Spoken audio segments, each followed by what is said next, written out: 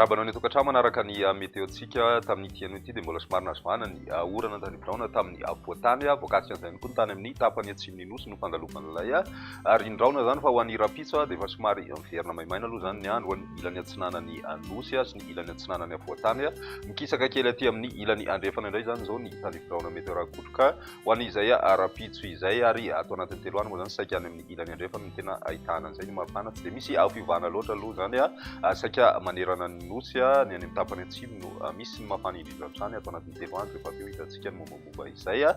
fa ny toetrandro eo any rapitso vao maraina dia somary isy aloha zany ny sisan'orana amin'iny morontsiraky ny faritra atsinanana sy analanjyrofo iny vao maraina be torak' izay koa ny any amin'ny faritra atsimo atsinanana mety hitranganja ihany koa ny morontsiraky sofia mandraondraona ny andro any avoatany sy ny any amin'ny faritra sofia boeny betsiboka ary ny tendrony atsimony madagasikara ny ambiny kosa dia maina ny andro any rapitso tolakandro mitohy ny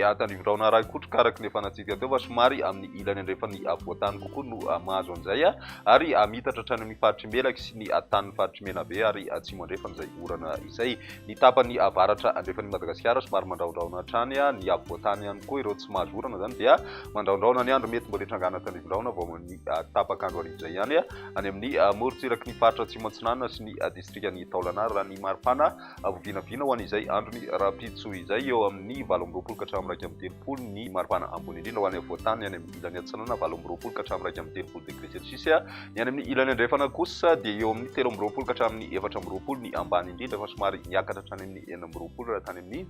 faritry boeny iny ny maripana ambany zay fa ny ambony indrindra kosa dia manodididina ny 13 ka hatramin'ny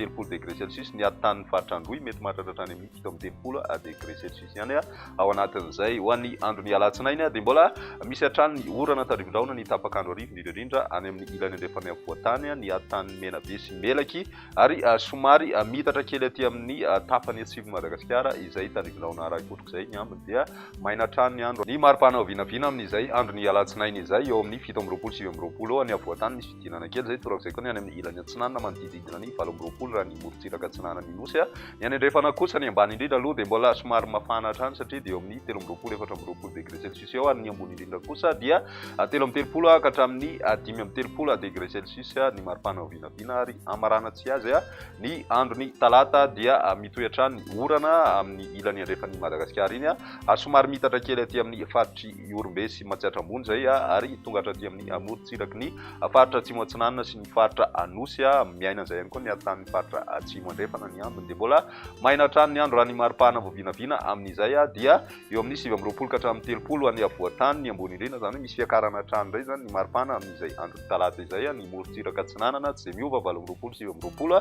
torak'izay koa ny any andrefana 13 ka hatramin'ny 15 degré celsius fa ny atanin'ny faritra andro iny mbola mety mahatratra hatrany amin'ny 17 degré celsius ny maripana vinavina amin'izay androny talata izay hatrany izay ny meteotsika tamin'ity anio ty raha fitsinay fotoana manaraka veloma tompoko